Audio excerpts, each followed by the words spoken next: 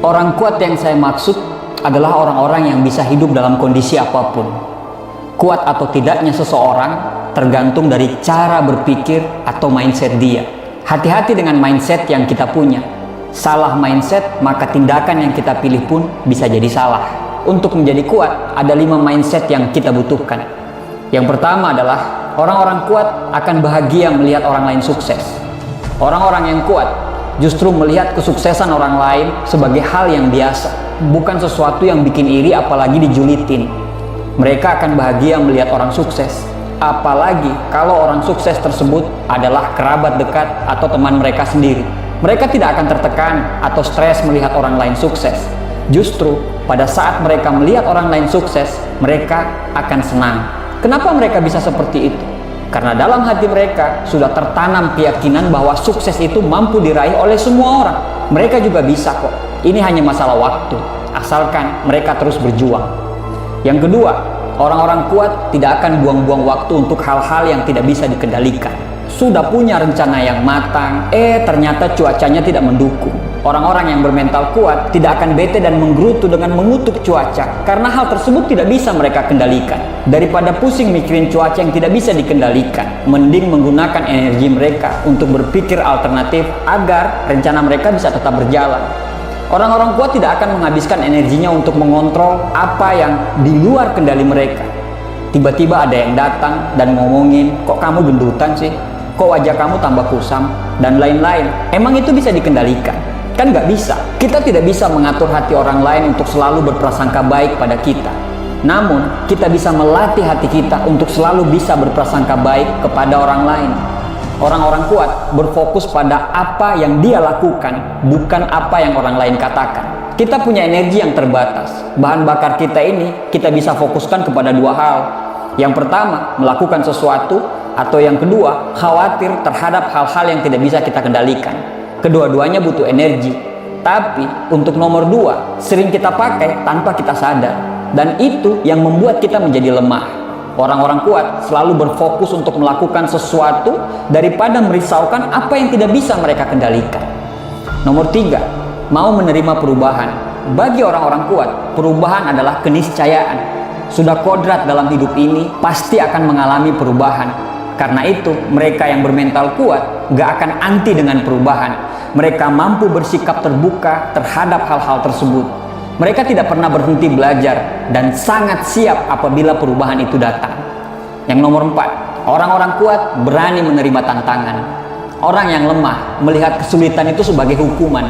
Sebaliknya, orang-orang yang kuat melihat sebuah kesulitan adalah tantangan yang mesti dipecahkan. Mereka percaya jika mereka mampu melewati tantangan tersebut, itu akan menambah pengalaman mereka serta kemampuan mereka. Hidupnya akan jadi lebih berkembang di kemudian hari. Nomor 5, orang-orang kuat tidak akan membuang waktu untuk mengasihani diri mereka sendiri. Orang yang bermental kuat, mereka bukanlah seorang pelaku playing victim yang melihat segala sesuatu yang menimpa mereka adalah sebuah nasib sial atau lingkungan yang tidak berpihak kepada mereka. Orang-orang yang kuat percaya bahwa nasib ditentukan oleh diri mereka sendiri, tentunya dengan izin Tuhan. Mindset-mindset inilah yang membuat mereka mampu bangkit dari keterpurukan, karena mereka memiliki mental pejuang, bukan mental seorang korban. Orang-orang kuat selalu memiliki hati yang besar. Saking besar hati mereka, saat mereka diterpa kesedihan, hatinya tetap akan bisa menampung kesedihan itu dan tidak meluber kemana-mana sehingga bisa membuat rusuh, mengeluh, apalagi merusak diri mereka sendiri. Kira-kira dari 5 mindset tadi, mindset mana yang sudah ada di diri Anda? Kalau semuanya belum ada di diri Anda, jangan bersedih, terus latih semua mindset yang ada di atas, supaya kamu bisa menjadi orang yang kuat. Karena pikiran akan mempengaruhi kata-kata. Kata-kata akan mempengaruhi tindakan. Tindakan yang dilakukan terus secara berulang-ulang, itu yang akan membentuk karakter kita, dan karakter kita lah yang akan menentukan nasib kita menjadi baik atau nasib kita menjadi buruk. Semoga bermanfaat. Terima kasih.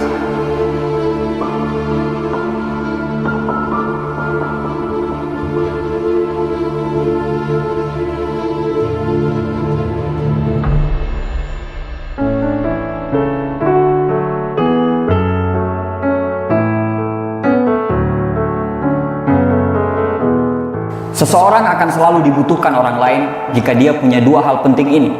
Yang pertama adalah dia punya personal branding yang kuat. Personal brand adalah kesan yang ada di benak orang lain sebagai hasil dari tindakan-tindakan yang kita lakukan. Personal brand adalah semacam identitas atau ciri yang dikenali orang lain tentang kita. Personal brand ini ada yang secara tingkah dan pola kita sehari-hari. Misalnya, kalau kita rajin, orang akan mengenal kita orang yang rajin. Kalau kita pemarah, orang akan mengenal kita adalah seorang yang pemarah. Ada juga personal brand tentang minat yang sedang kita kerjakan. Minat seseorang akan dikenali dari aktivitas sehari-hari yang dia jalani. Jika dia seorang pelukis, maka orang lain akan mengetahui karena pernah melihat lukisan atau aktivitas melukis dia. Demikian pula menjadi seorang musisi. Semakin sering terlihat bermain musik, maka personal brand dia akan terbentuk sebagai seorang musisi. Jika personal brandnya kuat, maka tidak perlu memperkenalkan diri kepada orang lain. Orang akan tahu dengan sendirinya siapa diri kita. Saat kita bertemu dengan Abdi Sleng, tidak mungkin kita bertanya-tanya apa profesi dari Abdi Sleng, karena personal brandnya sangat kuat memancar. Kedua, setelah kita punya personal brand yang kuat, seseorang mesti harus selalu hadir. Maksudnya, Anda selalu harus update dan komunikasi dengan siapa aja. Anda harus mengusahakan sebanyak mungkin untuk ketemu orang dan perkenalkan diri kita. Jika kita tidak mampu dan tidak punya banyak waktu untuk ketemu orang lain, perbanyaklah silaturahmi di media sosial. Jangan ragu untuk memamerkan karya-karya kita, pikiran-pikiran kita, atau hal-hal yang kita minati. Sebab di media sosial ada banyak mata yang selalu akan bisa menemukan kita. Setelah mereka menemukan kita, mereka melihat minat kita, dan mungkin mereka membutuhkan kita untuk diajak bekerja sama, maka mereka akan mengajak kita untuk bekerja sama. Namun, jika HP saja jarang dipegang, susah dihubungi, serta jarang sekali terlihat, maka banyak peluang-peluang yang akan hilang. Tidak ada yang mengontak kita, karena kita tidak bisa dikontak. Kita susah dihubungi, bahkan saat dibutuhkan sekalipun. Namun demikian, banyak sekali orang aktif di media sosial, tapi bukan untuk memperbanyak link atau menjalin silaturahmi, sekedar komentar positif di postingan orang lain, atau sekedar memberikan like atau love di postingan orang lain. Tapi banyak sekali orang bermedia sosial justru tidak punya arah yang jelas. Postingan media sosial dia justru bertolak belakang dan tidak memperkuat personal branding yang dia sudah bangun di dunia nyata. Minatnya tidak jelas, hari ini posting penuh kecaman tentang kebijakan pemerintah, besoknya berpindah ke topik yang lain. Dan semuanya ingin dibahas. Mereka menghabiskan waktu untuk menjadi aktivis media sosial, rajin update dengan beragam trending topik yang selalu berganti-ganti terus tiap hari. Bahkan mereka selalu membagikan postingan-postingan yang entah dari mana aja sumbernya, yang gak jelas.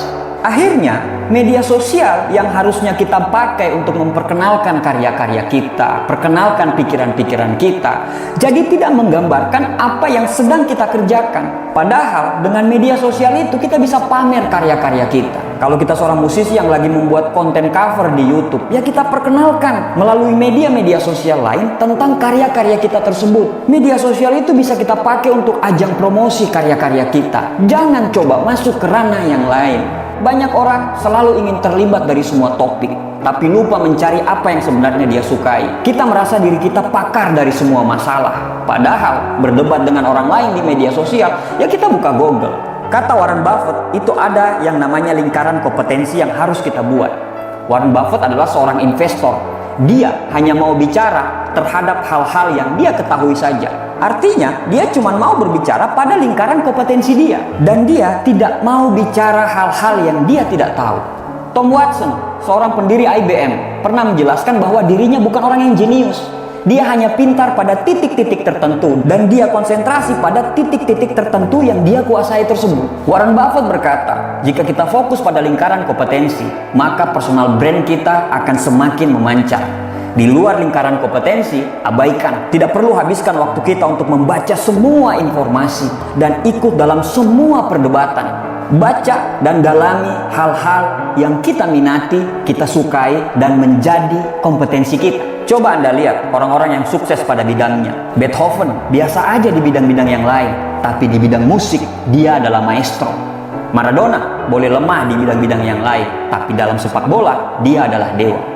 Kenapa? karena mereka menghabiskan waktu mereka, menghabiskan tenaga mereka untuk hanya latihan hal-hal yang berada dalam kompetensi dia. Mereka tidak pernah keluar dalam lingkaran mereka yang mereka tidak kuasai dan mereka tidak tahu. Jadi, apa yang harus kita lakukan? Perkuat personal brandingmu. Kalau kamu ingin menjadi seorang YouTuber terkenal, dalami itu, pelajari terus tentang YouTube, karena semakin kita belajar dan mendalami hal tersebut, akan semakin terpancar personal brand kita.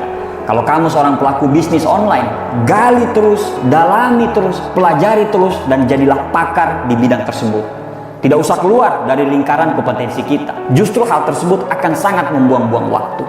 Setelah itu, aktiflah di media sosial dengan promo tentang siapa dirimu, karya-karyamu, dan apa yang sedang kamu lakukan dengan keahlianmu tersebut. Kalau memang karya-karyamu bagus, pasti akan ada yang melihat dan mengajakmu kerjasama. Pencitraan sangat berbeda dengan memberi citra. Pencitraan terjadi apabila postingan berbeda dengan diri kita sebenarnya. Tapi memberi citra adalah mengenalkan karya-karya kita, kerja-kerja kita pada dunia luar, sehingga mereka bisa mengenal siapa kita. Kesimpulannya adalah, pelajari hal yang Anda sukai, yang Anda minati, dalami terus, pelajari terus, dan jadilah ahli di bidang tersebut. Dan setelah itu, perkenalkanlah karya-karyamu di media sosial, sehingga orang bisa melihat semua karya-karyamu. Kalau sampai sekarang Anda belum menemukan orang yang bisa diajak bekerja sama, padahal Anda sudah mengenalkan karya-karya Anda di media sosial, terus jangan berhenti, karena kesuksesan tidak datang secara instan, tapi kesuksesan akan datang kepada orang yang fokus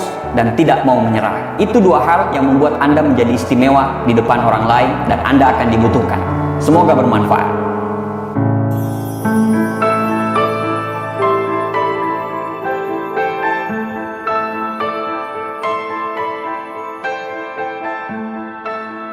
Penciptaan kita itu dibagi dua bagian, pikiran dulu, setelah itu baru tindakan. Jadi apapun tindakan kita, pasti diawali dari pikiran kita. Maka, hati-hatilah dengan pikiran kita.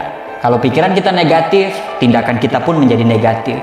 Kalau pikiran kita positif, maka tindakan kita pun menjadi positif. Pikiran kita itu dibagi menjadi dua. Bagian yang positif ada, bagian yang negatif ada. Bagian yang baik ada, bagian yang jahat pun ada. Pikiran kita ini tidak bisa kita kondisikan untuk menjadi netral, tidak bisa. Kalau baik-baik aja, ya kalau jahat ya jahat aja. Saat kita berpikir positif, maka otak bagian positif kita akan memproduksi hal-hal yang positif. Begitu juga sebaliknya, kalau Anda berpikir selalu negatif, maka otak yang di bagian negatif akan memproduksi semua hal-hal yang negatif juga. Contoh kasus, saat Anda mau tidur, Anda mengatakan, besok ini pasti ribet banget deh, bakal capek banget besok ini. Banyak sekali yang mau dikerjakan besok ini. Besok ini pasti menjadi hari yang bikin stres. Gila, gak mood banget deh ngadapin hari esok. Pikiran negatif itu langsung mendengar dan berkata, oke, siap bos. Mereka langsung bekerja untuk memproduksi hal-hal yang negatif. Kita akan sangat membenci alarm yang berbunyi, langkah kaki kita malas untuk menuju kamar mandi, kita sangat membenci setiap bunyi klakson di pagi hari, dan kita sangat benci dengan orang-orang yang ada di sekitar kita. Apa jadinya? Jadinya seperti apa yang kita harapkan. Ribet, capek, stres, dan bikin bad mood. Tapi, Anda juga bisa memilih sebaliknya. Saat Anda mau tidur, Anda berkata, besok akan menjadi hari saya. Besok saya akan semangat. Semua harus saya kerjakan. Saya semangat banget untuk besok. Insya Allah semua bisa saya selesaikan. Pikiran positif mendengar dan berkata, siap bos. Dan mereka akan langsung bekerja untuk memproduksi hal-hal yang positif dalam hidup kita. Saat mendengar alarm di pagi hari, kita semangat sekali, kita mandi sambil bersiul-siul, bunyi klakson mobil orang lain, itu memacu adrenalin kita supaya bisa sampai ke kantor, dan kita akan senyum kepada semua orang. Apa jadinya? Ya sesuai dengan apa yang Anda pikirkan.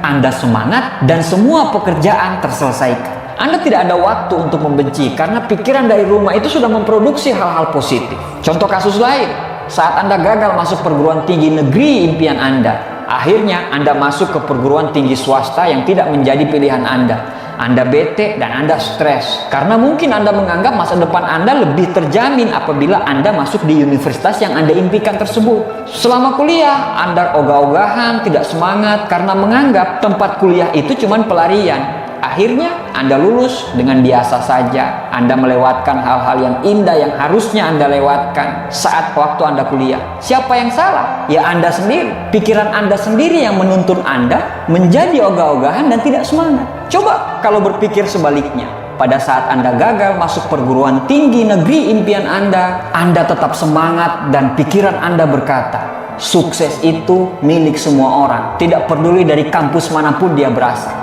Apa yang terjadi? Anda akan selalu semangat, Anda tidak akan melewatkan hal-hal yang indah selama Anda berada di kampus itu. Anda bisa membangun networking yang kuat untuk bisnis Anda nanti atau pekerjaan Anda nanti, dan mungkin Anda bisa dapat jodoh. Anda akan menjadi bos dari pikiran Anda. Pikiran Anda itu cuma menunggu apa yang Anda mau. Semua tergantung dari diri Anda. Otaknya sama, tapi cara memproduksinya yang berbeda. Semua tergantung dari Anda sebagai bosnya. Semua tergantung dari sisi mana Anda menggunakan pikiran Anda tersebut. Cara berpikir yang benar akan menuntun orang untuk selalu berpikir positif dan selalu berbaik sangka secara sistematis. Cara berpikir yang salah akan menuntun orang untuk selalu berpikir dari sisi negatif terus dan selalu berburuk sangka. Anda adalah mandor dari semua pikiran positif maupun pikiran yang negatif. Anda memang tidak bisa menciptakan dunia, tapi Anda bisa menciptakan dunia Anda sendiri. Dan semua dunia Anda dimulai dari pikiran Anda. Jadi, jangan biarkan sesuatu yang negatif masuk dalam pikiran Anda. Teruslah berjuang untuk memproduksi hal-hal positif dalam pikiran kita. Tidak ada hal-hal yang positif di dunia ini didapat dari pikiran yang negatif. Semua hal-hal yang negatif tidak akan pernah masuk dalam hidup kita kalau kita selalu memproduksi pikiran-pikiran yang positif. Kalau Anda ingin makan buah mangga, berarti Anda harus membeli buah mangga. Anda tidak akan bisa makan mangga kalau Anda membeli pepaya. Dengan kata lain, jangan berharap kehidupan yang positif bila pikiran kita selalu negatif. Jangan sampai pikiran-pikiran negatif bisa menguasai diri Anda, karena Anda adalah apa yang Anda pikirkan. Terima kasih.